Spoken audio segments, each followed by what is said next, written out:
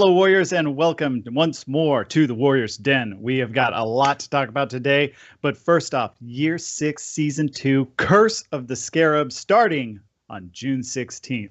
Chat's got to be going crazy right now. I'm going crazy internally. I got to be professional right now. We're doing a show, so I got to maintain the composure, but whew. Oh, it's going to be awesome. I'm so ready for it. But before we get into all of the details, we've got some things dropping on Twitch for you. Josh, do you want to tell us what the Twitch is dropping? I will tell the people what the Twitch is dropping, or we're dropping via Twitch. But make sure that your Ubisoft and your Twitch accounts are linked before, all drops are dropped. So this is what you can be expecting today. So for every 30 minutes of accumulated viewing time, you will receive one scavenger crate, and every 30 minutes after that, you have a chance to win 100,000 steel. And if you've been kind of keeping up with what we've been doing this year, we've been doing hero skins. Last season, we did one for Warden, the Lord Ramiel. This time, we are doing one for Raider, the Bolthorn, the Cursed hero skin. It looks utterly amazing. When I saw the key art, I was just like, that's a beefy boy. That's actually not bad. So he is a beefy boy. You'll have a chance to win that as well. So keep an eye out on your Twitch notifications. All right, we got a lot of details coming up for you today on Year 6, Season 2. But first, we're really excited to announce that we've been working really hard on a Year 1 to Year 5 lore video with Era DeLupi, who those of you in the lore community may know very well as the artist Menacide.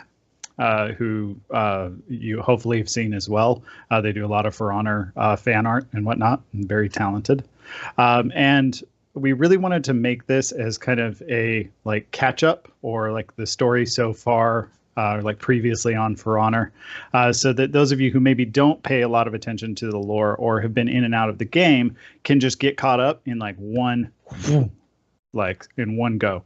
So we worked with Estrella's voice actress on this. She did an amazing job. It was awesome to work with her. And we want to give you guys a little taste of that right now, but stick around after the Warriors Den, because we're going to show you the whole video. So here's just the first little snippet of it, and then we'll get into Year 6 Season 2 details.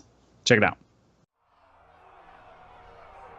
Acolytes of Horkos! Today, your new life in the Order begins. But before you are sent on your path, let me remind you of our shared history and of why we fight.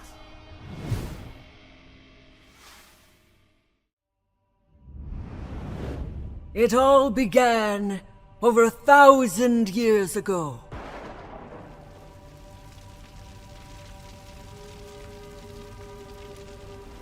A great cataclysm destroyed the world as people knew it.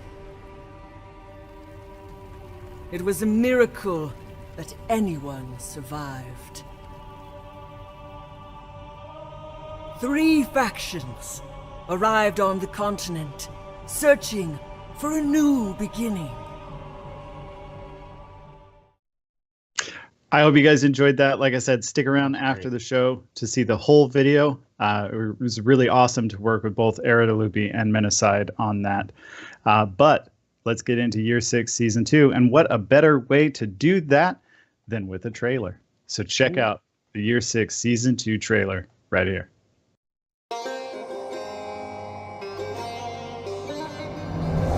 In a far corner of the world, legends speak of a bracelet passed down from one pharaoh to the next. It was said the bracelet could restore life, erased from history, faded from memory. Now, I have found it. With the bracelet, I bring glory to Valkenheim once more. Yet in its wake, darkness spreads. What have I unleashed?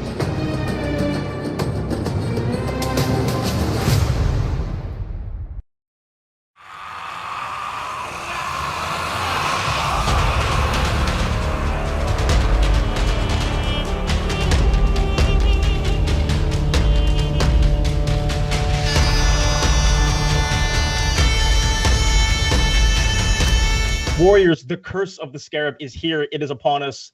Plagues, locusts, frogs. There are frogs. You'll see. But yes, welcome to Year 6 Season 2. There is a ton that we want to talk about this season, a lot to get through. And to talk about it, we have a wonderful panel of awesome people from the For Honor team. First up, we have Stefan, as you all know, Ian, as you also know. But we have a new member of the Warriors Den today. Anastasia is joining us for the first time. Anastasia, welcome. How are you doing? I'm good. Thank you. Thank you for having me here. I'm really happy. Super excited to have you. Very excited for you to talk about what you're here for. Ian, how are you doing? Welcome.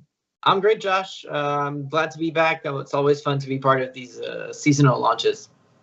They are always like the most like dense with stuff because we're dropping so many awesome things. But Stefan, also you're a veteran of the Warriors Den. Welcome.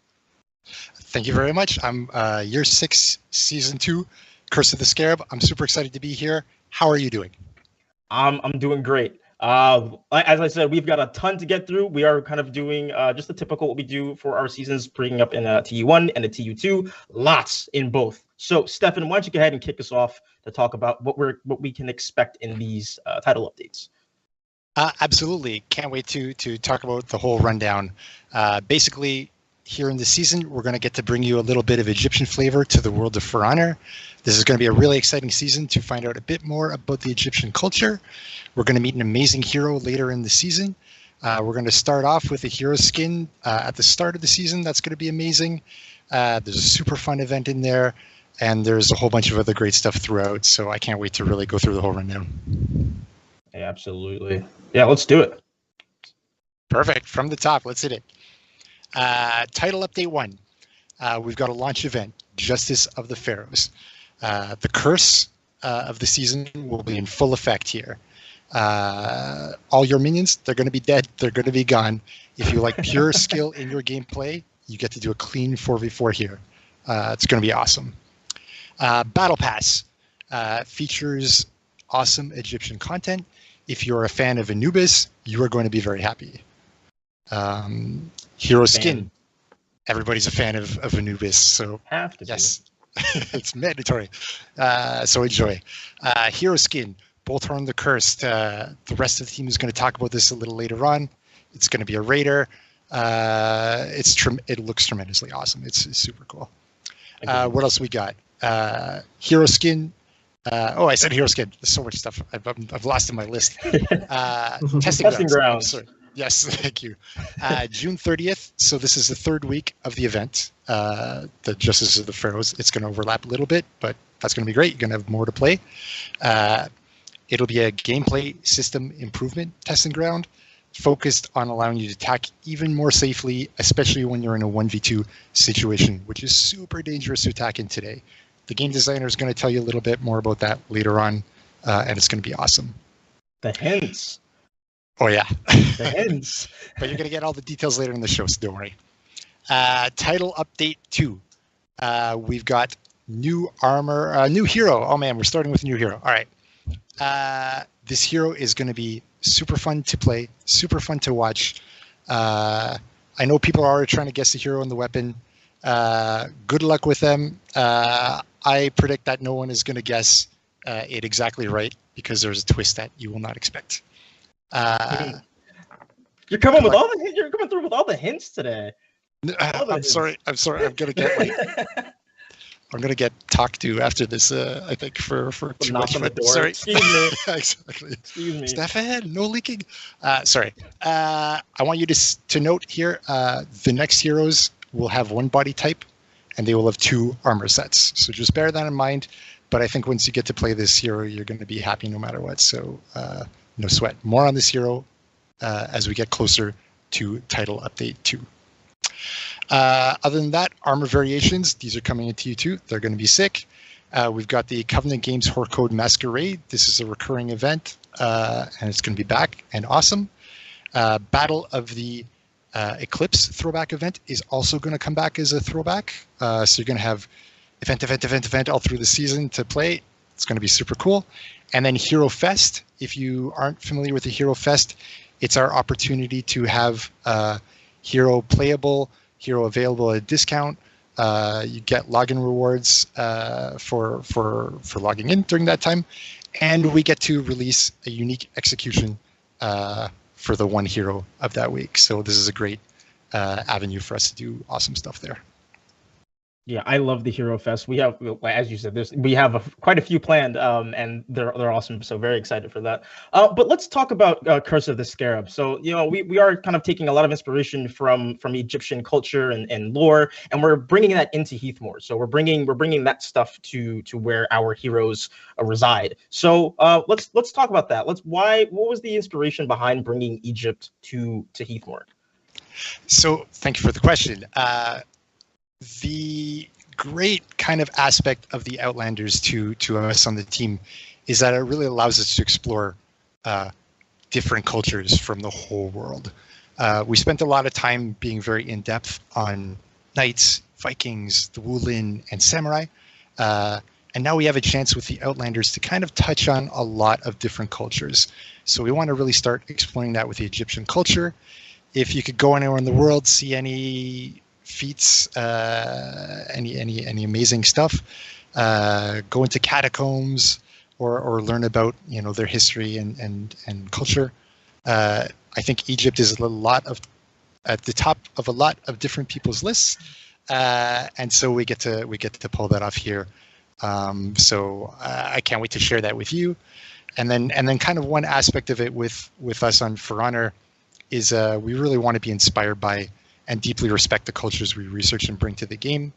And one thing we've always had in mind is that our world is believable, but not purely realistic. As you know, knights, Vikings, and samurai probably didn't meet in battle too many times.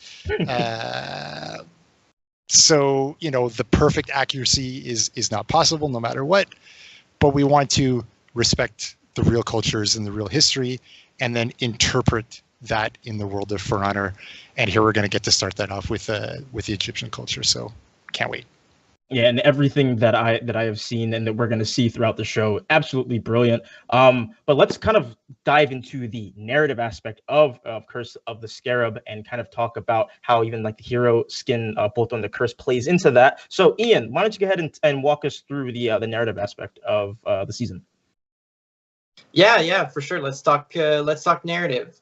As Stefan just mentioned, Year 6 Season 2 introduces our next hero skin. This time we unveil the hero skin for the Raider, which introduces us to a character we called Bolthorn the Cursed. Now, who is Bolthorn? Who is that guy? He is a Viking who's grown tired, honestly, of his people's plights. As we all know, like in the world of Heathmore, there's constant natural disasters, there's ceaseless wars, endless bloodshed. Like it's a tough living in Heathmore, and Bolthorn feels like his people need a win, and to do that, well, he ventures outside of Heathmore, outside of like known territories, and he goes further than anyone's ever gone before, in search of something that hopefully will help his people thrive. And in the deserts far west, he finds what he needs in the ruins of an old Egyptian temple. Now, in the world of For Honor, the Kingdom of Egypt thrived a long time ago. But like so many other things, it was destroyed during the Cataclysm. And now there's nothing but ruins left. And it's while exploring these ruins that Bolthorn briefly crosses paths with, insert italics, a mysterious stranger, nudge, nudge, wink, wink, who tells him all about a magical relic known as the Scarab Bracelet.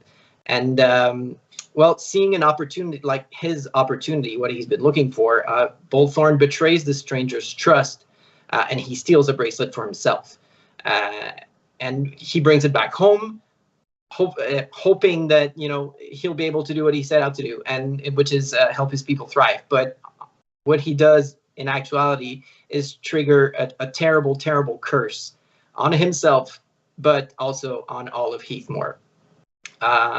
So once again, you'll be able to read Bolthorn's story in the next installment of our Tales from the World of Heathmore short story series.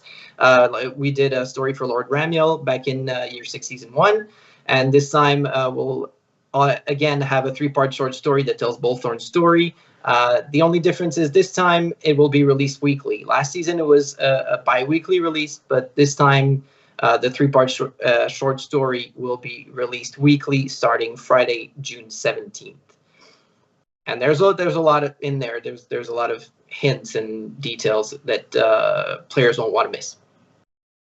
That's awesome. See, like Bullthorn looks so cool, but Tisk, so selfish. You're gonna take the thing that you found, and now look what you've done. You've cursed us all.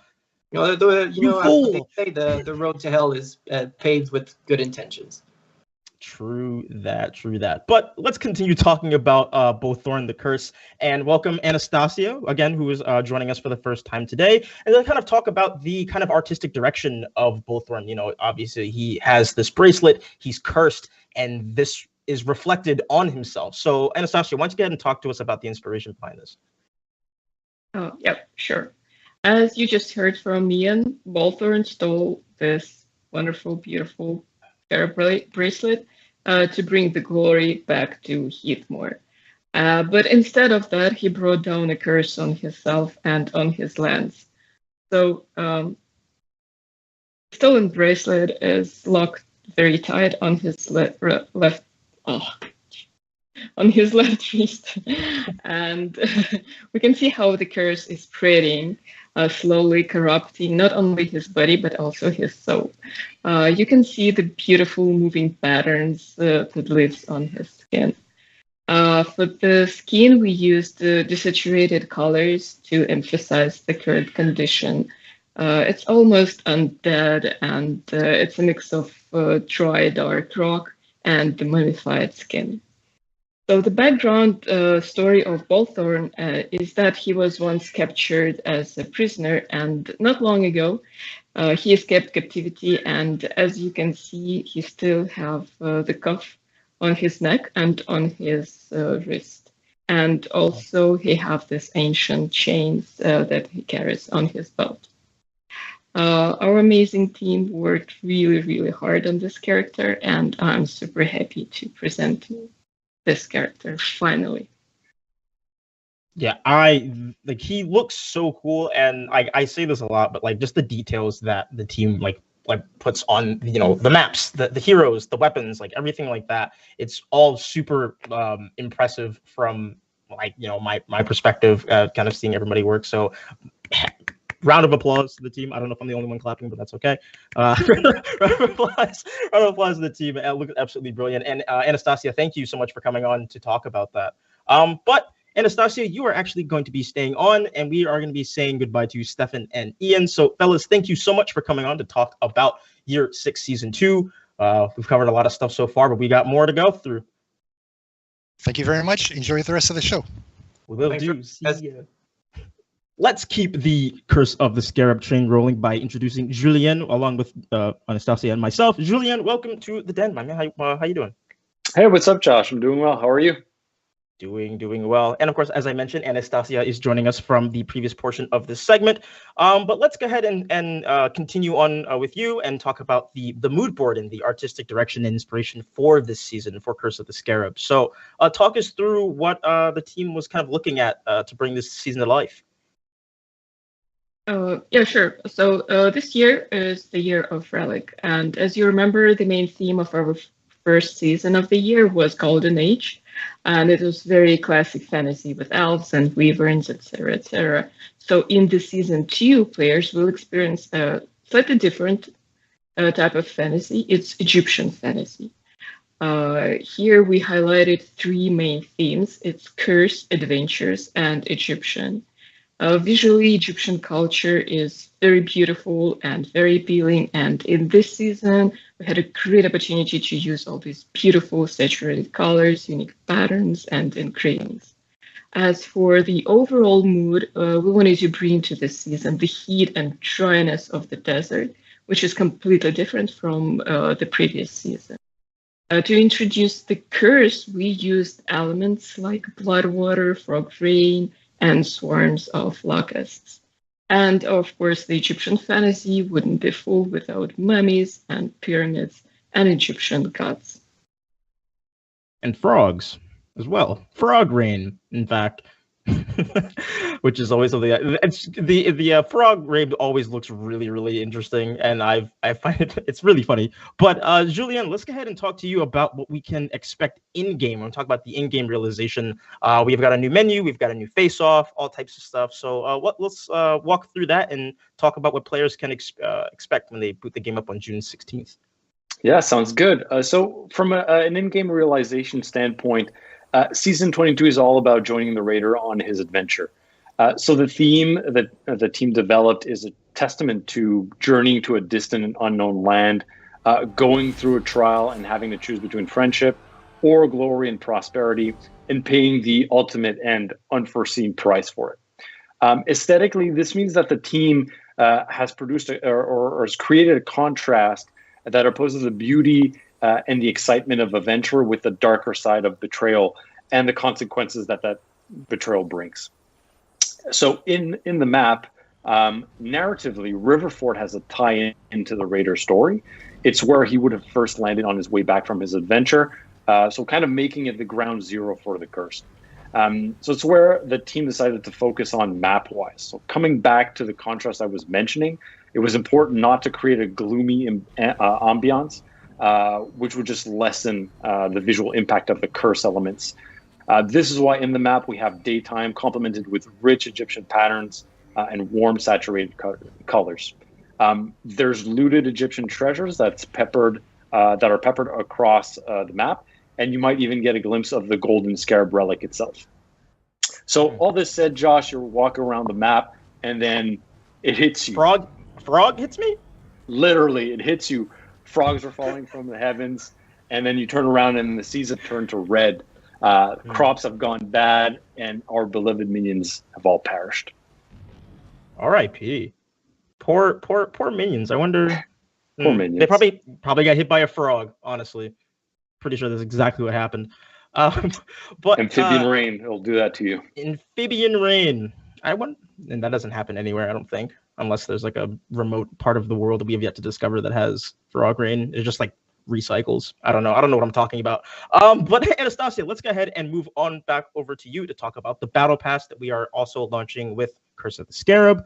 A ton of awesome stuff in it. We've got mood effects, we've got ornaments, we have signatures, execution, and the execution especially is chef's kiss. So walk us through this. What can we expect in the battle pass this season? So in this season, we wanted to combine this adventurous mood with ancient Egypt and the feeling of danger that Bolthon brought into his land. The theme is the curse pervades the entire season. And to emphasize this, in some mood effects, we use dark and vivid colors, glowing patterns, and swarms of locusts that are like flying around, and the elements like cursed souls, dust, and sand that swirls around the character are also used in this season to emphasize this cursed theme that we wanted to bring. Also, you see this beautiful Egyptian head replacement, the Anubis that it inspires. So for the battle outfit design, we used this beautiful saturated and vivid colors and patterns, Egyptian elements like mythological creatures of the Egypt and Egyptian gods. And for ornaments, when we were creating it, we were inspired by traditional Egyptian jewelry. There were used materials like gold, stones, and glazed ceramic, which looks pretty awesome. I like anything that's Anubis inspired, but this is this execution I was talking about. This is brilliant. This is the best part. So basically, you are stealing the soul of your defeated enemy and keeping it in the small box. He's gonna keep it for yourself. It's mine now. I'll take that.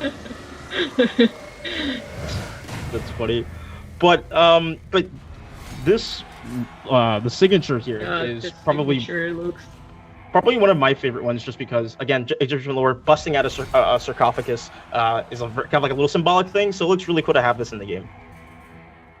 Yeah, I agree.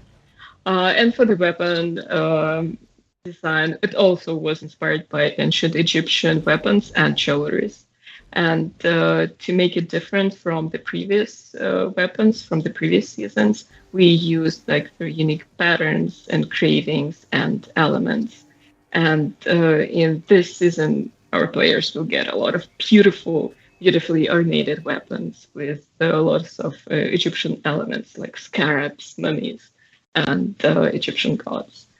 Yeah, and this is all what I can share with you for now. Ooh, for now. No, this is all awesome. I'm super excited for like everyone to get a chance to earn stuff in the battle pass, because again, the Egyptian, I was gonna say it, like Assassin's Creed Origins, my favorite like Assassin's Creed game because of the like the Egyptian lore. So like it's fun to have that in For Honor as well. But Julien, Anastasia, thank you so much for coming on the show to talk about Year 6 Season 2. Julien, you are actually sticking around, but I also want to say thank you to Stefan and Ian, who joined us earlier on in the segment to talk about Curse of the Scarab. But we are going to roll the Battle Pass weapons video right now, so you can check them out and see what you can expect in the Battle Pass. But don't go anywhere, because Julien and I are going to be going over the seasonal event, Justice of the Pharaohs. So we'll be right back.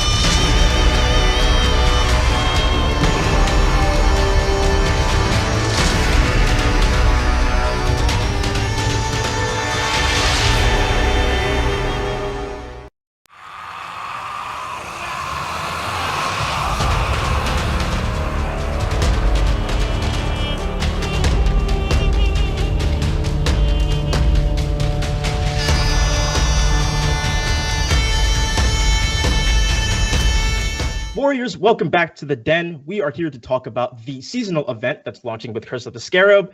Justice of the Pharaohs, and who better to talk about it with us than Julien? So welcome back to the Den. How are you doing? Hey, thanks for having me, Josh. I'm doing well. How are you?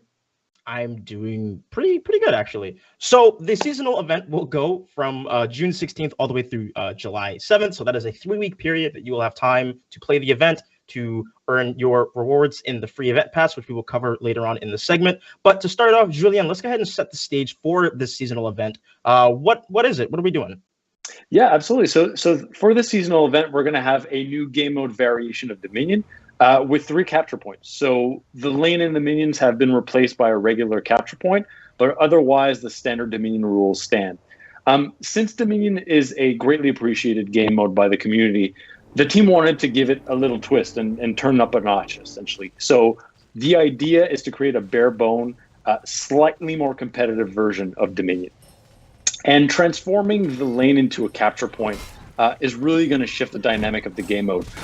Rotations and control of the capture points will become a lot more important than boosting.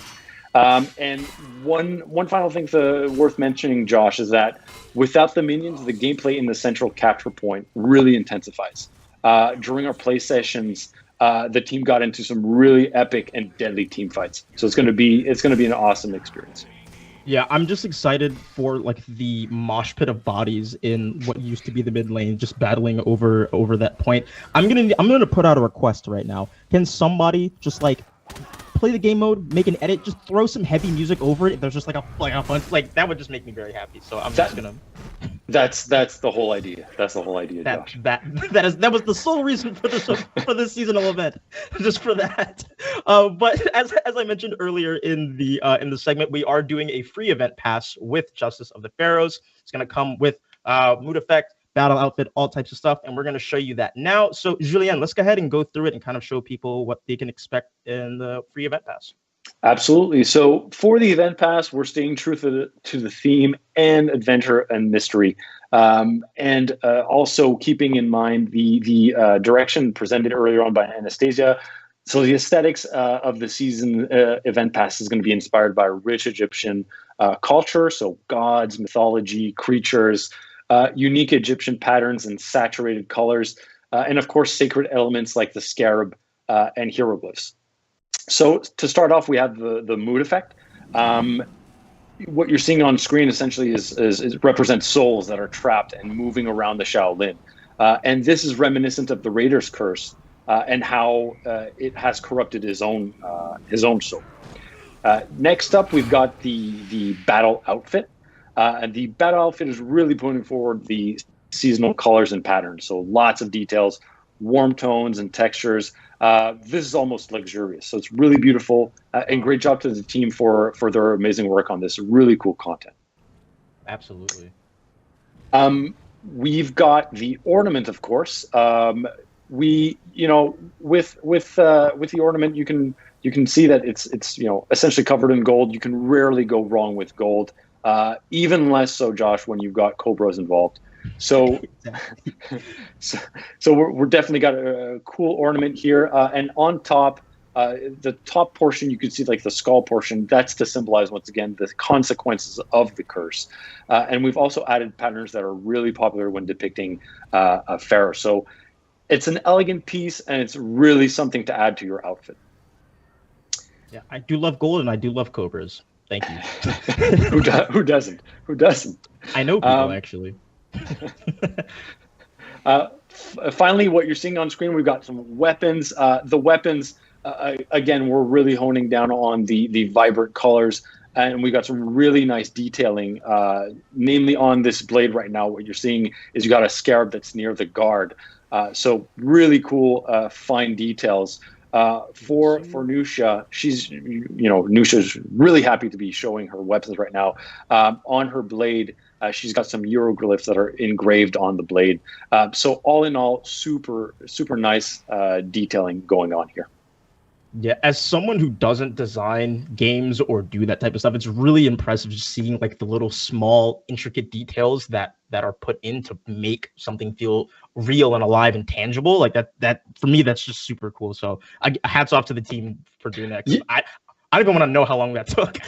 Yeah, absolutely. Once again, like, congrats to the entire team. Like, there's amazing work that went into this, and I think the end result is going to be really, really cool, and players are going to enjoy.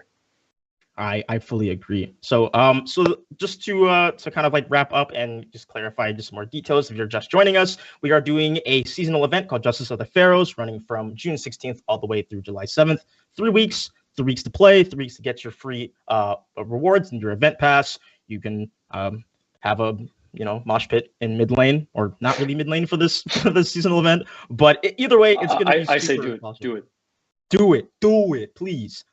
Julian, thank you so much for coming on to talk about the seasonal event. We are going to roll our free event weapons video, and then we'll be right back with JC to talk about the testing grounds, which I know you're all excited about. So don't go anywhere. We'll be right back.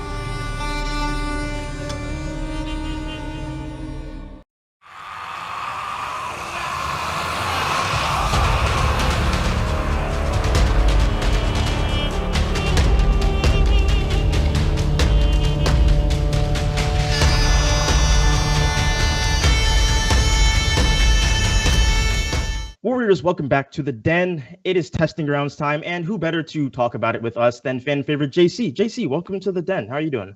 I'm pretty good. Yourself?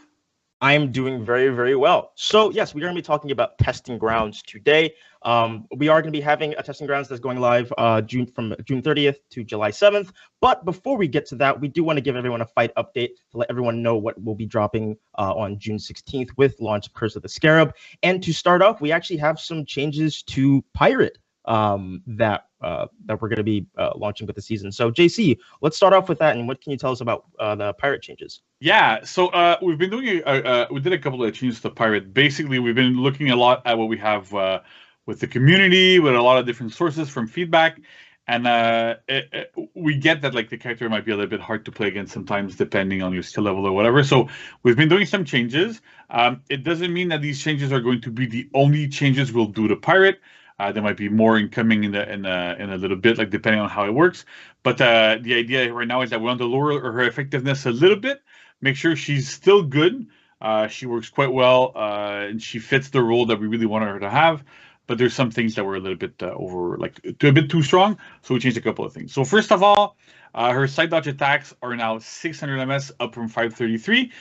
We find that usually the dodge attacks that are 533 are a bit harder to parry. And at 6, it's generally much easier. So the idea is that right now with this, you can like heavy feint and then really bait pirates who are super dodge happy and be able to parry those dodge attacks a bit easier, a bit more effectively. So that should really help fighting against pirate a little bit. On top of that, we have Pistol Blast, so the after block and miss version. It now moves forward less. It moves forward less like a 0.5 meters. So the idea here is that we really like that Pirate can alternate between like heavies and gunshots, pistol blasts in a group fight and really alternate into which targets and do that sort of stuff. But the range on it was a bit too long. She was able to catch people that are really, really far away. So now like she still can catch people, but she goes a little bit less far. It's noticeable in group fights. So sometimes you might have to dodge cancel to dodge forward heavy, for example, but then that has its own other risks to it. So there's that change there works a little bit better. We're hoping that, sorry, go ahead. Oh, I was gonna say that like it makes Pirate like almost like less aggressive, because like when you have like be able to kind of move forward after that moves so far, it makes you feel like a lot more aggressive. So that's a really cool change. I like that. Yeah, that's good. And we've really noticed it while we were playing internally. Like we could really feel the distance change, so that worked quite well. And then we have Walk the Plank. So there's 4 changes to Walk the Plank. First of all, it has less range, so you can actually, it's going to be a little bit harder to gank people with it. You're not going to go, really, really far across the map on it, so it makes a big difference there. We've also lowered the knee recovery. So basically, when you land a Walk the Plank and you don't do the pistol blast or dodge cancel follow-up, you have a pirate doing a knee on the opponent. And so making it 200 MS slower basically ends up making sure that we can't do repeated comboed walk the plank into a backstep glide into another walk the plank when you're at the right distance from a wall, right? So that was one of the bigger problems that Pirate has, especially in 1v1s, where she could combo and chain them together for a lot of damage. So we really wanted to change that aspect. So with that recovery being a little bit slower, that normally cannot happen anymore. So it really lowers her effectiveness for that a little bit.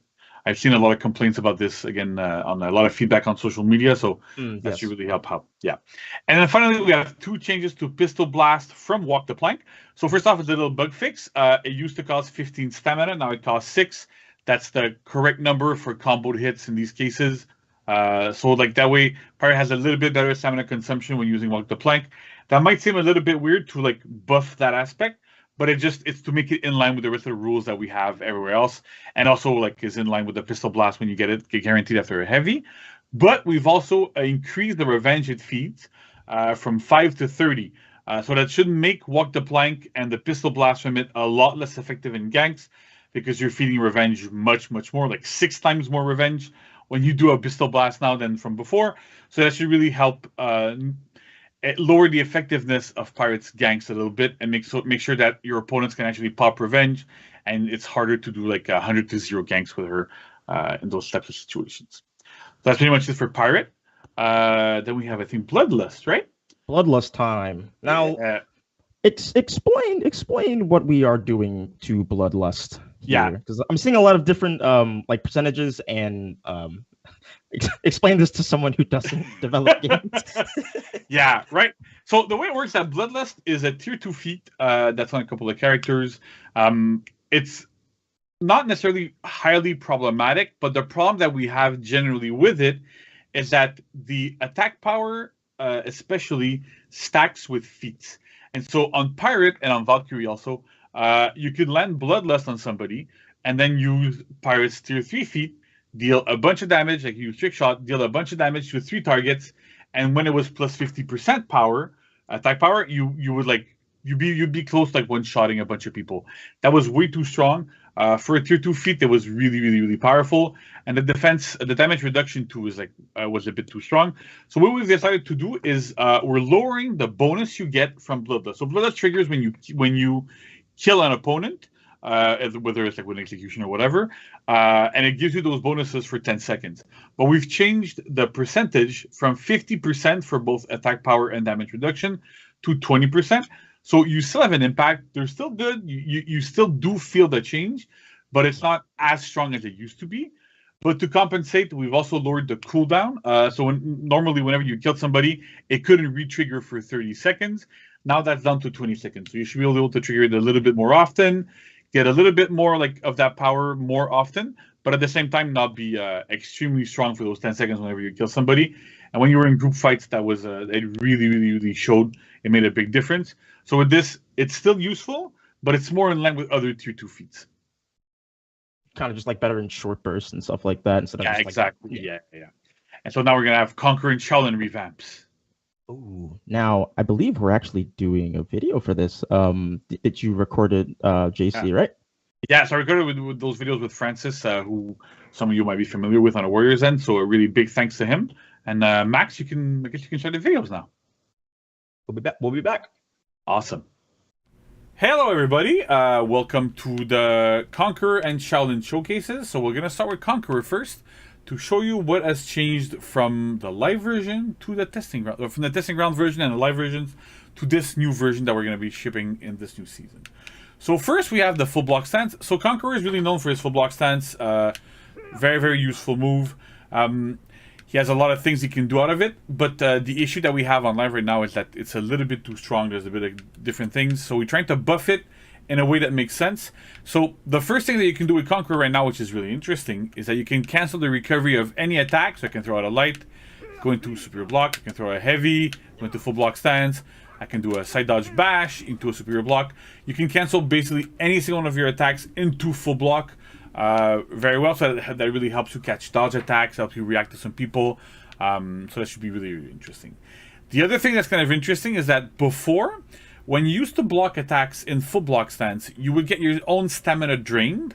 So right now I can go into full block and then see I'm blocking attacks and no stamina drain whatsoever. So that should really, really help Conqueror be more defensive in a lot of situations without sacrificing all of his stamina. Next up, we have two new moves. Well, one new and one a little bit less new, but rearranged. So we have Flayed Uppercut. So Flayed Uppercut is now performed whenever you do a shield bash. So you can do shield bash with heavy like this. You can do it off a side dodge. No problem. You can also do it when you superior block somebody. So let's go to selection there. Or you can do from a top attack as well. I'm going to superior block while I dodge. Like this, right? So this attack deals quite a bit of damage. But the beautiful thing is that it's on heavy input and it can execute. So when you're in a 1v1 situation, you want to use it when you superior block people or you hit them with a shield bash to be able to really deal a little bit more damage and execute at the same time, which is one of the top requests we've had from the testing grounds. People really wanted to have that to be able to execute.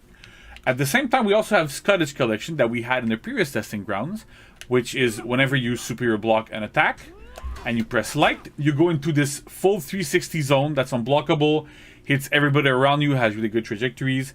So you can do it off of any superior block, so off of full block or off of this as well. And the other change that we've done is that you can also do it after any shield bash as well. So the reasoning here is that we wanted the Conqueror to be able to have options for both 1v1 and like group fights when you're outnumbered, so that you can actually start to use your shield bashes and use a bit more of your kit depending on the situation and not be locked, right? So it's always more choice. We want to have a lot more choice for Conqueror to be able to get into those really, really cool, interesting moments and give the hero a lot more strength. We also have the zone attack. So the zone attack has changed a little bit from live. You used to be able to hold it. It had superior block while you were doing it. It was a bit too strong. One of the bigger problems was that if you were facing somebody that would throw an attack, you could zone attack. And if they let the attack go, you would superior block it. If they feinted it and tried to do like a light or a Guardbreak, you would interrupt them with your zone attack. So the only actual solution to it was you always had to do heavy feint parry all the time on it. So we wanted to get rid of that a little bit. So now like a zone attack is just you hit it once, now I'm holding the buttons and it doesn't loop. But in exchange, it deals a bit more damage. So it does 15. And it can also now chain, right? So you can do this into that and you can keep going. So that's super interesting. It initiates chains. You can go into your shield bash and chains, whatever you want to do. So you can actually use it a little bit more offensively now. Speaking of chain bash, so the bash that the shield bash that Conqueror has in chains now is still 800 milliseconds, but the beauty of it is you can now feint it. So you can go into heavy feint bash. So a lot of the complaints that we had, a lot of the feedback that we got from the testing grounds is that Conqueror didn't have enough pressure and offense in 1v1 because that shield bash was not really feintable. It was fast, but it was not feintable. You couldn't really do anything with it. And there wasn't really a mix-up around with it. So this time we made it into like a one full complete move, which is a bash that can feint. So you can do whatever you want with it. It's super strong. And the beauty of it too is that it also goes into Scottish Collection, or it also goes into Flayed Uppercut as well. So all these things mesh together quite well. So that's super interesting. Another thing to note is that Scottish Collection and Flayed Uppercut both chain. They initiate chains, so you can go back into your chains. They don't go into the shield bash because we want to try to avoid having unblockable into unblockable into unblockable for bashes specifically going back to back. So we have that little bit of a limitation. But as you'll see, Conqueror's chain offense is also much stronger. So the next thing we want to look at is the chain heavies. So Conqueror's heavies and chains were a little bit lackluster. They were just infinite, didn't really do much. So now they are always unblockable from every side. Conqueror as an unblockable heavy chain. Now they're all 800 milliseconds.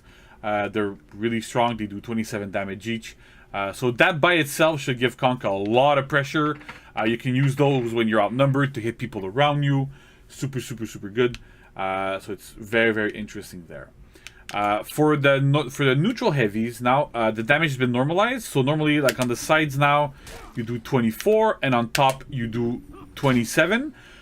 Before Conk had slightly lower damage values, so we really normalized those, so the damage is normalized with the rest of the cast, so Conqueror doesn't deal less damage in this case. When you charge the heavy, so the beauty of it now is that you charge for a lot less longer. When you normally used to charge for 1000 ms for a full second, now you only charge for 600, so it charges much faster. But to compensate, the damage on the attack is actually a little bit lower. It's at 28. It used to be above 30, so that was like a little bit too strong. So with that around, like a Conqueror can still charge. It's a lot easier to charge. You get into those mix-up a little bit easier. You can like start to initiate from external if you don't want to do a bash to feed a lot of revenge. So that works really, really well. The other thing that's super interesting too is that Conqueror can now actually feint his heavies. So you can throw a heavy and feint it. It also applies to the heavies and chains. Previously, Conk could only really feint his heavies into a superior block, right? So you can go to full block stance, you can still do that, but now you can actually do heavy feint Guardbreak and actually do these things. You can do heavy feint into a parry, into whatever you want to do. It works much, much, much better. So that's quite interesting, and it works really, really well. And the last thing I want to point out is that in the last testing grounds, Conqueror had removed his infinite light chains. We put them back. But we put them back exactly how they were on live, meaning that if you do the same direction, they are still very slow. We wanted to make that change so that Conqueror wasn't really negatively impacted in his minion clear, which was a bit of a problem in the testing grounds. But at the same time, we want to make it a bit easier for some players to react to those infinite lights. It can be kind of overwhelming at lower skill levels to have infinite lights in all three directions constantly. So by doing that, at least you only have to really care about two, because if you use a previous direction, it's a lot easier to block. So that's about it for Conqueror. So next up, we're going to look at Shaolin. All right, so now we have Shaolin after a really nice Conqueror. So for Shaolin, what we focused on quite a bit is key stance. More like an easier access to get the key stance, but also getting better flow for the hero in general when you are in key stance and all that sort of stuff. So let's go into it first of all. So first off, key stance. The lights in key stance are all enhanced. I'm going to do a top light now, and you see it's enhanced. You can do a side light. It's enhanced. Same for the other side. And it's enhanced, right? So they're all now 500 ms, and they're all enhanced. So that should give Shaolin a little bit easier time pressuring people with his lights when he gets into key stance. And as an aside, also the top one also does not stun anymore. The stun property there wasn't super useful. Didn't really give Shaolin anything good, so we decided to remove it. As for heavies in key stance, they are all now 800 milliseconds, and they are all undodgeable. So even top is undodgeable. It used to be unblockable. It was useful in some very, very niche situation, and we decided that it's better to have more consistency on having top and sides instead of having just sides and top be unblockable. Top is often the better option when you're doing undodgeable, because if your opponent dodges, like, because a lot of the times you can dodge and get an accidental block when you're dodging, whereas if it's in top, even if you side dodge, most of the time you're gonna get tagged by it, so that works much, much, much better. We also have Sun Kick. So Sun Kick now chains on miss. So it makes it a little bit safer against Guardbreak. You can do a lot of different things with it, so that's kind of interesting. And it works really, really well. But the next big thing that we've done with Shaolin, which is super interesting, is that all the lights, so either like his lights like this, the heavies, you can do like this, or the Sun Kick Strike, this one, they all chain to the sweep now. So I can go top light into sweep. So every single one of Shaolin's key stance attacks that are done with light or heavy all go to his sweep now. You can't do it after Sun Kick because it wasn't that useful anyway. So we've moved that around a little bit. And so having it after any attacks actually really improves Shaolin's flow, because you can go, wait, I'm going to redo it again. So you can go that into sweep, into another heavy afterwards, that's guaranteed. That also goes back to key stance. So you can, in theory, go completely nuts, go like that, crazy, back into this. So you see the flow that Shaolin has is much, much, much better. When you get into key stance, you can be relentless in key stance and continually attack. As long as your attacks kind of are blocked, you're still good to go, so that's super interesting. And on top of this, that sweep, to make sure that it's effective, it can also be feinted. It's 800 ms, but it can be feinted, so if your opponent is going to dodge, going to try something, you can always feint Guardbreak, and then that Guardbreak leads to a heavy, which leads back to key stance. So the idea is really, we wanted to make key stance really a central point of Shaolin, and to have that as his main source of damage really, really well. The next thing we've done is for his side dodge attacks.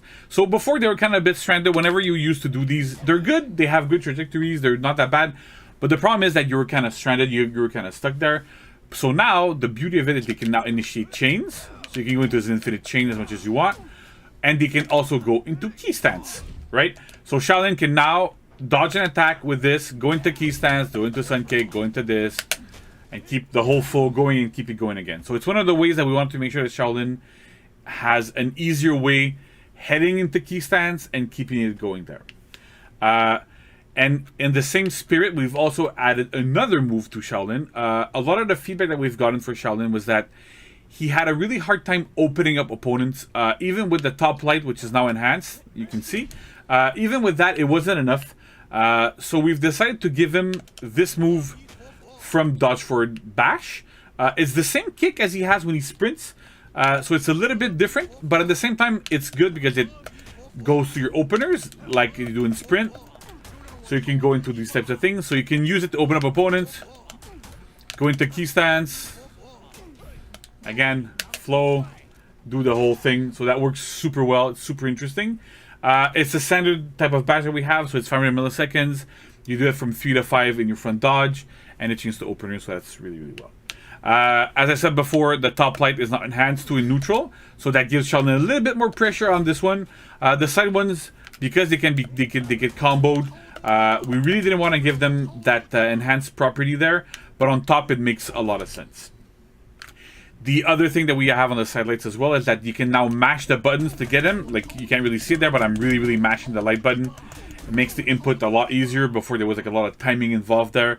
We're moving away a little bit from mechanical skill and timing skill for these types of things. So it makes a lot of sense there. And we've also adjusted the damage. So before, when you used to do this, the first hit used to do 5, the second used to do 5, and the last used to do 7. So it kind of backloaded the damage of this. But the side effect of this was that we wanted to do that to make sure that players would actually be encouraged to go deeper into those 3 hits. But the side effect was that you used to spend a lot of stamina for very little damage. So we've changed it so that the first hit does 10, the second is 4, and the third is 4. So it's 18 overall, 1 more than we used to have before. But on top of that, it also front loads damage. So you get 10 plus 4 for 2 hits instead of getting 10. So you're getting 14 instead of 10. It's a lot more in line with the rest of the opener lights. Makes a lot more sense. Works quite well. And last but not least, we have Shaolin Zone. So Shaolin Zone attack was a little bit strange in that, like, if the second hit was blocked or landed, the third hit would always get blocked or always hit. It was kind of hard to understand there. It didn't make a lot of sense. You didn't really have any incentive to go in it. So we've changed it a little bit. So it's a little bit slower, right? So the second and the third hit are slower. The second is 800 and the third is 9. But you can now target swap them in between hits, and we've also improved the damage on them. So the first hit does 12, the second does 15, and the third does 18. The stamina cost has been normalized a little bit among them too, so they're all now 12 damage, 12 stamina rather. And because you can target swap them, it's super useful in group fights. So you can start this on one target swap to another one, target swap to another one. You still can feint at the timing you could before, so it works really well. And we're hoping that this attack is actually going to give Shaolin Zone a little bit more utility. It's much better in the minion lane. We fixed a bug that made it miss on minions, so it wasn't really that good. So that's about it for Shaolin.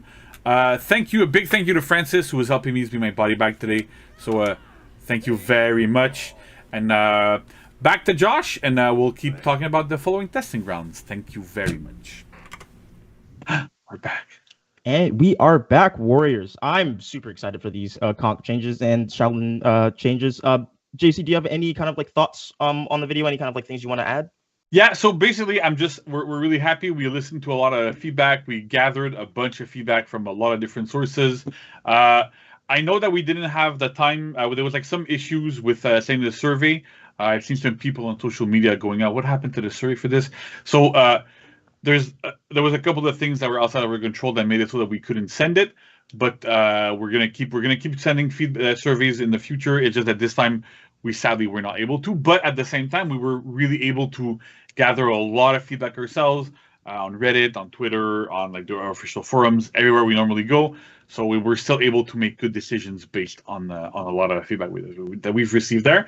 I'm super hyped for them. I think both Conqueror and Shaolin feel much better than they used to. They flow better, everything's better, so I'm super hyped for those. I'm super excited too. When I was playing Shaolin on the testing ground, because he's a hero that I don't really play a ton, but I had a lot of fun, and hopefully I won't be bad at him once he's live. But speaking of testing grounds and stuff like that, we're going to start talking about the next iteration of the testing grounds starting on June 30th, going all the way through July 7th. And as you can see, we're testing Guardbreak, JC. What's going on? Yeah. So this time, instead of doing like specific hero changes, we went with a more system-wide change that we want to test. And so I'll give you a bit of history on how, like, why we're picking this and where we're going. It's basically right now in For Honor, we have a bit of a problem, right? So when you're outnumbered, it's very, very, very difficult to attack, to defend yourself if you're not very specific characters, right? So Jan Jung, for example, is really good at defending himself offensively, doing like Sifu stance into zone and all that sort of stuff. But we don't really want to give that to everybody. Clearly, like, we want to have a bunch of the heroes that have uniqueness and differences between each other. So one way that we're tackling this is changing the way Guardbreak vulnerability works when you're in recoveries, right? So right now, like I said, it's very difficult to attack when you're outnumbered because you can't reasonably attack generally most of the time because you can get guard broken in between attacks after you do finishers if you don't have a bunch of recovery cancels and stuff. So we really wanted to make sure that everybody can attack a lot more when they're outnumbered to make sure that the game is again more offensive. We've been pushing the game towards a more offensive state where we're trying to encouraging people to attack, to press buttons, to get more engaged and not just sit back and do nothing. So that's one of the big things we're doing. And it's important to note too that this doesn't mean that you can't get interrupted in between attacks, right? You can still get hit by a light, by a heavy, by all sorts of stuff. It just means that normally guard breaks will not be able to hit you in between attacks and after your finishers. It makes it a little bit harder for your opponents to really interrupt you while you're in your chains when you're outnumbered. So that should be pretty cool. So I'm gonna ask this question. We can cut it if this is a dumb question, but I would imagine that it would also like in terms of ganks, like they would be less punishing, I guess. Like if your guard break stance was, Yeah. So one of the big things that it does is that when you're getting ganked, like it's more like it's harder to get ganked with this because some ganks start with a guard break in between hits, and so one of the like more generic ganks that a lot of people have is you see somebody doing an attack, you guard break them in between hits. And then you get a heavy, your ally gets a heavy onto your opponent, and that's already like 2 free heavies there super quickly. So with these changes, that guard break will not happen. If you want to throw a heavy in there, you need to time your heavies a lot better. You need to do them way earlier. It opens you up to being able to be hit and interrupted by the trajectories that your opponents have. So you can still do lights. Lights are still relatively fast. But again, even with a light attack, you still need to really like time things really well. That's one of the big things there. So, okay, so let's go over the changes themselves, right? So most attack recoveries are now fully immune to guard break until your hero regains the ability to block. What this means is that on hit, on miss, and on block, you are fully invulnerable to guard break, which means that guard breaks will bounce off of you. So, like, let's say Josh does an attack, I dodge, I hit the guard break. If I hit the window before he's able to block, I'm going to guard break and I'm going to fail and kind of get pushed back a little bit like we have in the game right now anyway. But that's like the big change here. Also, every single chained attack is now fully immune to guard break. Often enough, they had like 100 MS at the beginning, and depending on the attack, it was a little bit more that were immune to guard break. So now chain attacks are fully immune to guard break every time. We want to make sure that there's no holes in your offense there, right? That you can like get a lucky guard break in between or whatever things.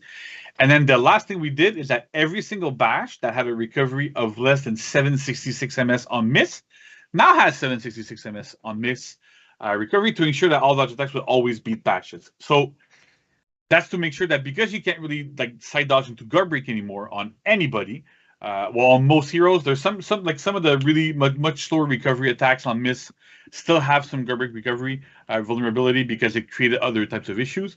But in general, that's what's going to happen. And so at that timing, it means that the slowest dodge attacks are able to hit if you dodge at pretty much every timing, and you can hit and your attacks are going to land. So that's going to be really good. What's interesting here is that we've also added dodge attacks to Highlander right now. So Highlander can do side dodge heavy into defensive stance, right? So that's super cool. We're reusing the animation that he has from his dodge for heavy soft feints. So those work quite well. And it really helps Highlander defend himself against bashes. And the other change that we have in there that's not really listed, but it's a bit more technical, is that Janjung can now go into Sifu stance at the same timing as when he can block while he's in a recovery. So normally you could only go into Sifu stance at the very end after you regain your ability to dodge and everything.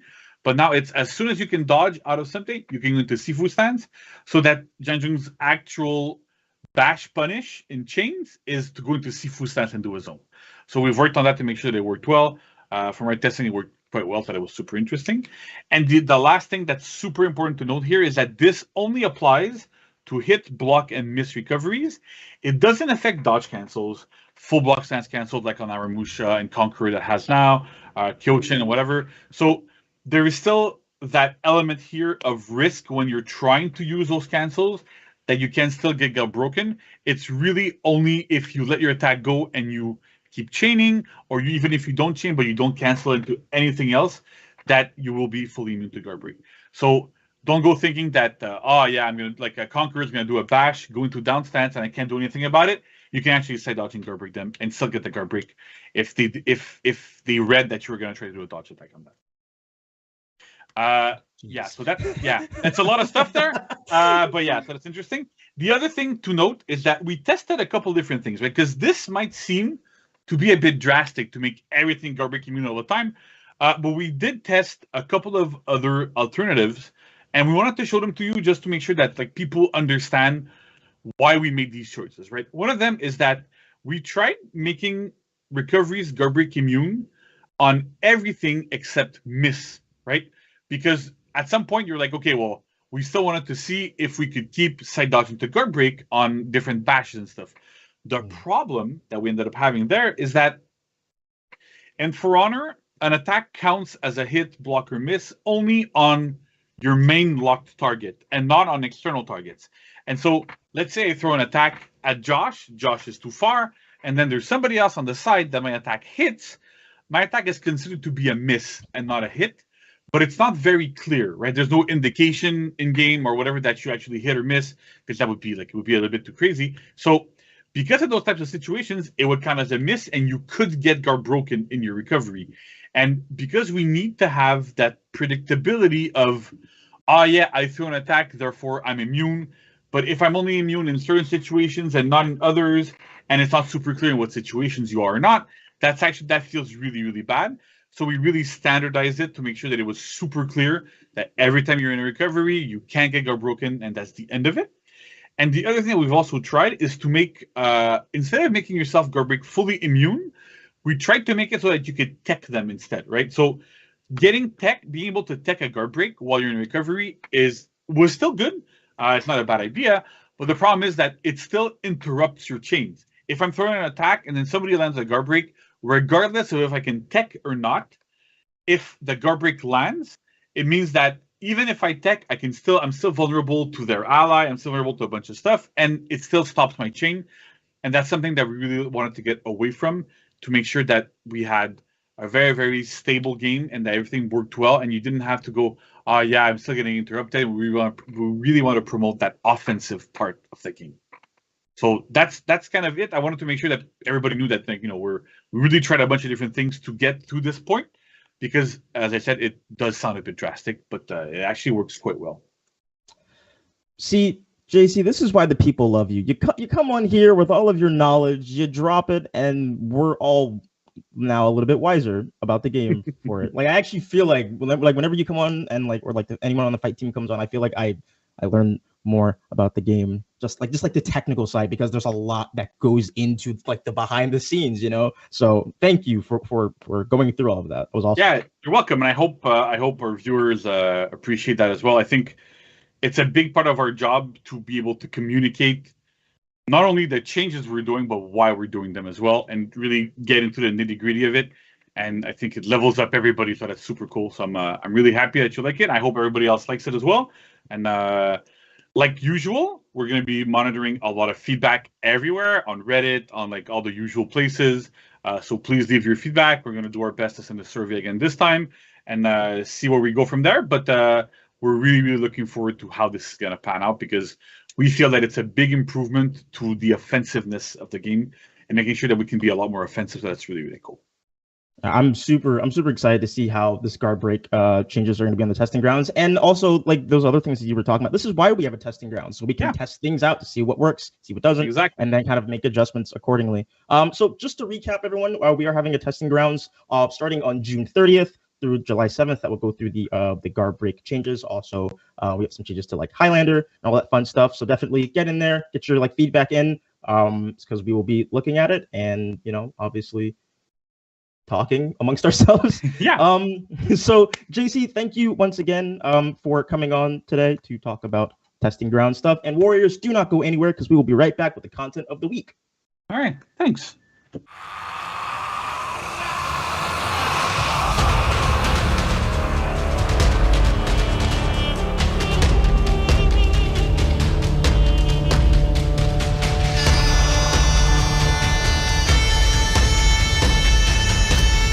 What a show, everybody. We want to thank all of our guests who joined us on the Warriors Den today.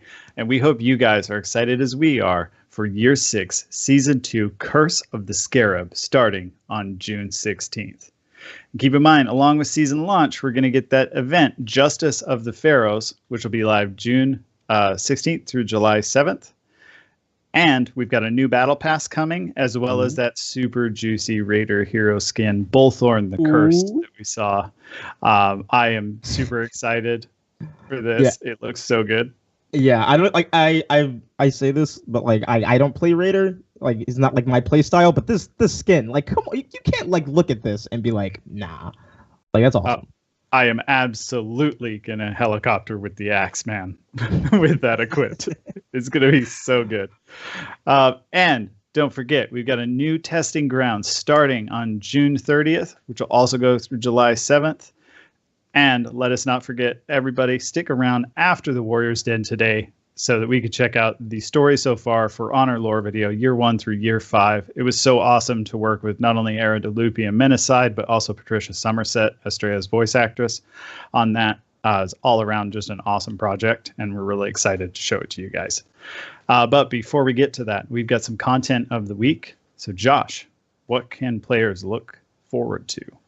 All right, so let's kick it off with a nice little paired emote. This is called Worthy or Not. You can pick it up in the store from June 9th to June 16th for 10k steel. Are they gonna get it? Are they gonna do it? I think they're gonna need something a little bit more hefty to get that sorted out. But like I said, 10k steel for that. And then also we have a unique execution close call. This is for our boy JJ here. Oh, that almost took a little bit off.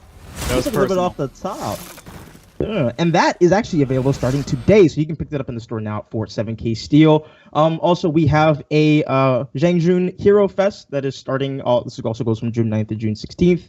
You'll be able to try the hero out for free if you don't have them. And then, once you get your play in and you want to, pick them up, you can just 33% off. Look at us looking out for you with the sales and stuff. You can log in, get 2 free symbols, and then also, again, the close call execution, you can pick that up for 7k steel, and that's available until June 9th. So get your steel pockets ready. Also, we have a Slayer challenge. Be the faction with the most takedowns performed. This goes until June 13th. And we also have an arcade quest, the March of the Jormungandr. This is available for Marching Fire owners. This rocks until June 16th. So you can do your Yorm things and your weekly quest things and your content of the week. There you go. There it is. Nice. What a great show, right? There's so much stuff coming. I'm excited for it. Again, thank you to all of our guests today, for all the devs who showed up, to my number one quirked up white boy JC. And I hope that everyone's as hype as we are for the upcoming Year 6 Season 2 to start. So thank you everyone for tuning in. Don't forget to follow the channel and follow us on @ForHonorGame on Twitter and @ForHonorGame_US on Instagram, where we post all the best memes. And we'll see you on the next Warriors Den. Acolytes of Horkos! Today, your new life in the Order begins. But before you are sent on your path, let me remind you of our shared history and of why we fight.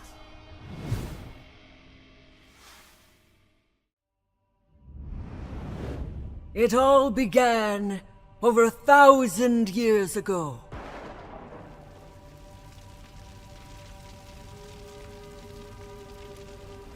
A great cataclysm destroyed the world as people knew it. It was a miracle that anyone survived. 3 factions arrived on the continent, searching for a new beginning. Legions of knights came from a once great empire. They settled in the southwest and called their lands Ashfeld.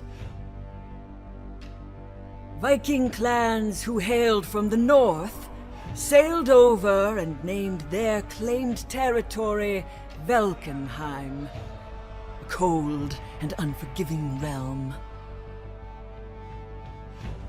The samurai who lost their home to the sea would find refuge in the mire. A dangerous yet beautiful place. They survived where none dared to live. Resources were scarce. Everyone would try to stay alive in this shattered world, which of course would lead to war over its last shards. For a millennium, the factions fought for survival, for territories, for honor, for their people. But over time, the world grew quieter. The factions stayed behind their borders, like cowards. Their people became weak. But one woman changed that. The first of us. The one who would start a new age. Apollyon. Knowing of humanity's true nature, she and her Blackstone Legion would rekindle the flame of war once more by bringing each faction to their limits and freeing the wolves of this world. Even though she had fallen in her attempt, she still succeeded. Her sacrifice will never be forgotten.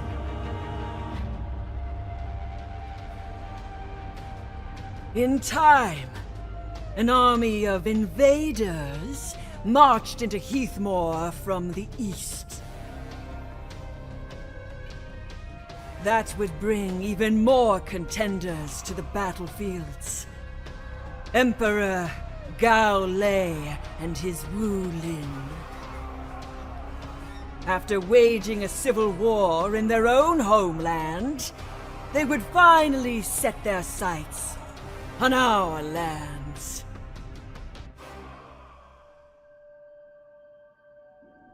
When rumors of a new cataclysm began to spread, all wished to be victorious in the war as quickly as possible, so they could ready themselves for what was to come.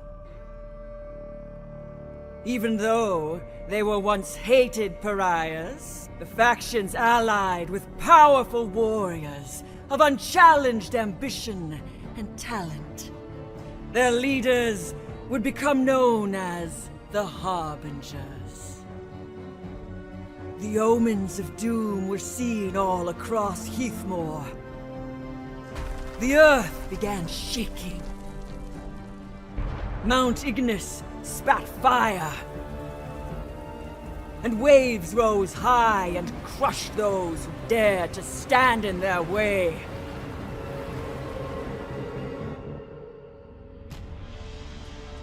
In this chaos, I saw an opportunity and sent the remnants of the Blackstone Legion to Kiang Pass to retrieve something for me.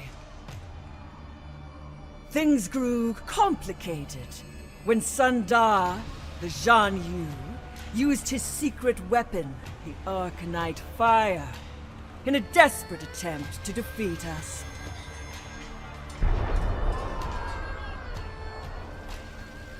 But he failed, and now serves the Order as I see fit.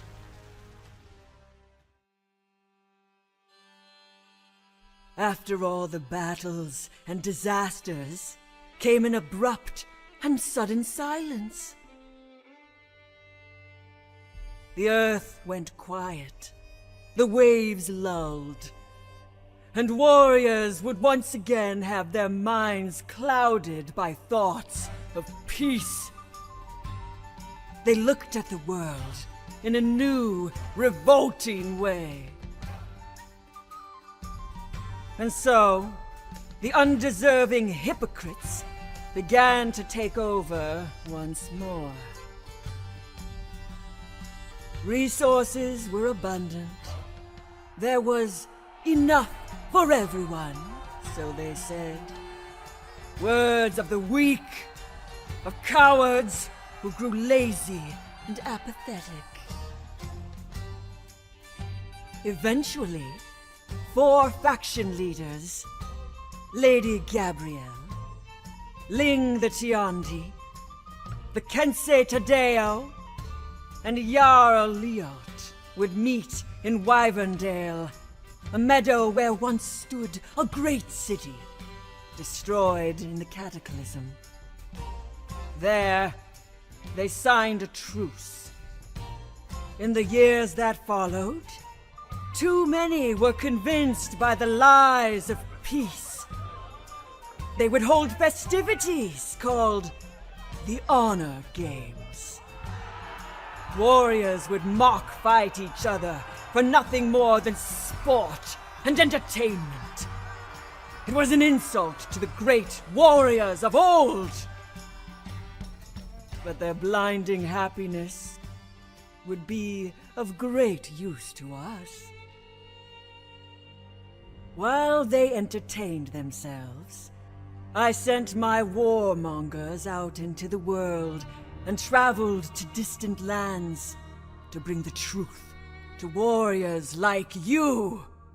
The ones who knew that there was more to life than growing old and being forgotten after death. When the knights held mock battles to celebrate Apollyon's fall in her own castle, I decided to put an end to these shameful festivities myself. The Shard would be freed of the vermin that had the audacity to set foot in it.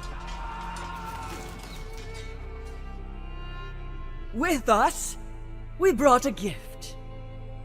The sacred stone of Horkos. And with it, we cleansed Heathmoor of the evil which spread across the lands. After the Great Purge, we established our order. A continent-wide regime with the closest allies ruling over their respective factions and lands. Yato, the White Ghost, was in command of our stronghold in the Mire. Gretar, the Blue Serpent, led the Vikings. And Erzabet, the Carmine Queen, would watch over a great forge in Ashfeld with the assistance of Fu Huo, the Violet Flame.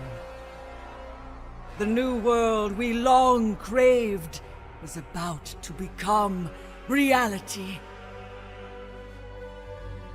But even after our victory, there yet remained warriors who opposed us. These people worked together and staged a rebellion. The first of them was an Aramusha named Gomon, who dared challenge us. During an attack on Yeto's fortress, Gomon and his rebels freed a blacksmith named Ilma from imprisonment. Ilma is a former member of the Makers Guild, a group of artisans that remained neutral in the war and provided all factions with tools and weapons as means of payment. We attempted to recruit her, but she was too stubborn.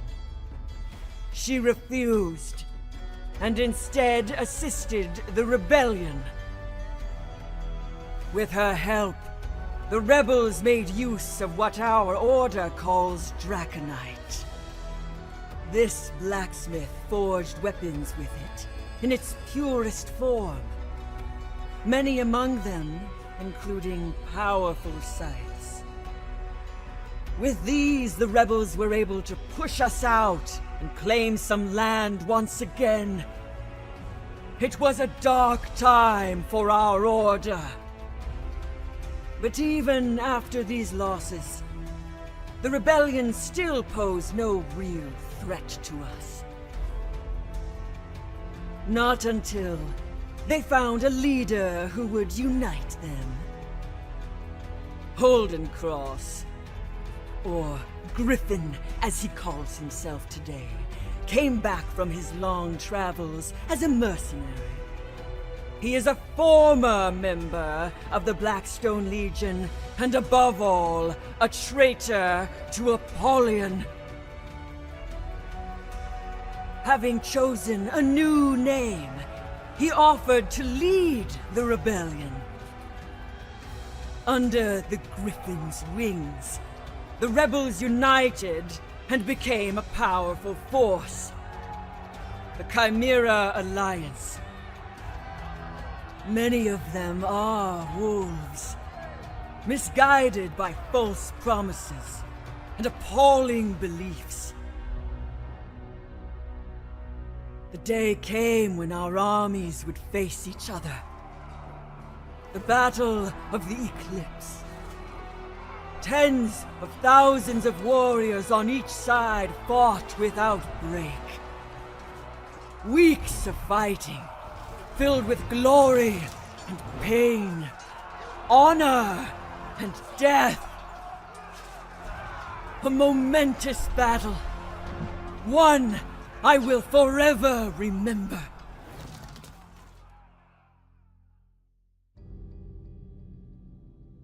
In the years after the Battle of the Eclipse, we slowly regained strength and filled our ranks by inviting many warriors, like you, to the masquerades. Unfortunately, many others were also drawn to the Alliance, who held their own events.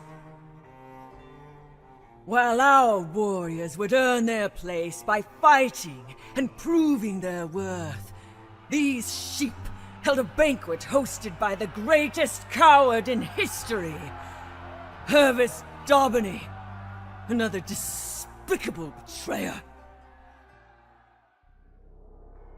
Alas, the time for celebrations would end when a drought struck Heathmoor.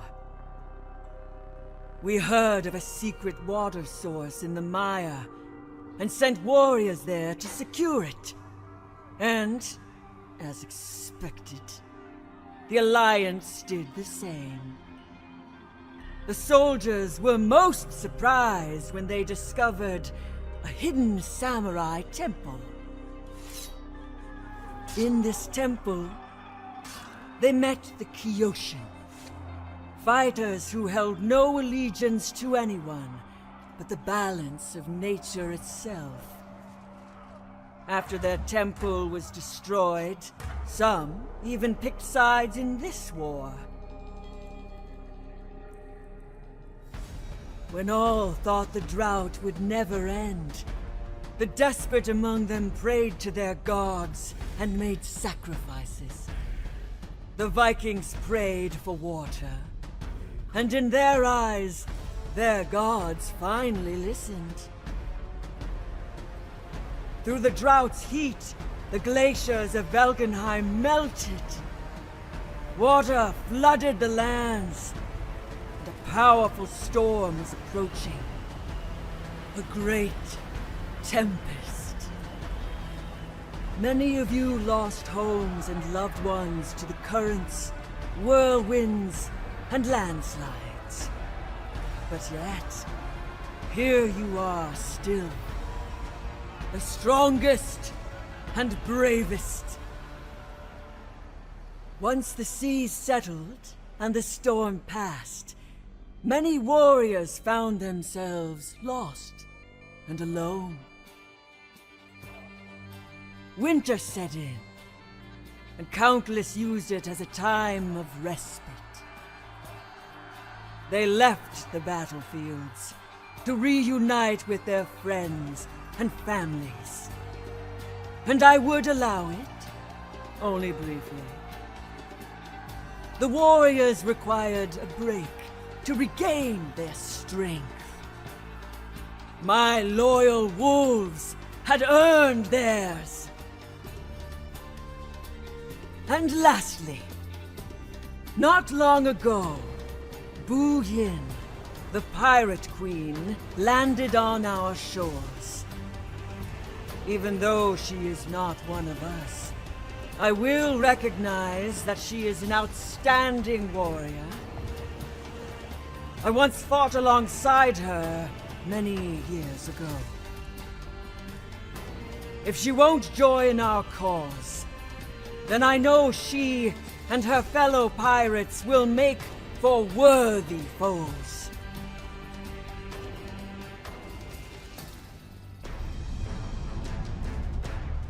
Now, it is time. Venture out into the world. Spread the truth and save this world from peace. In this, you will find glory!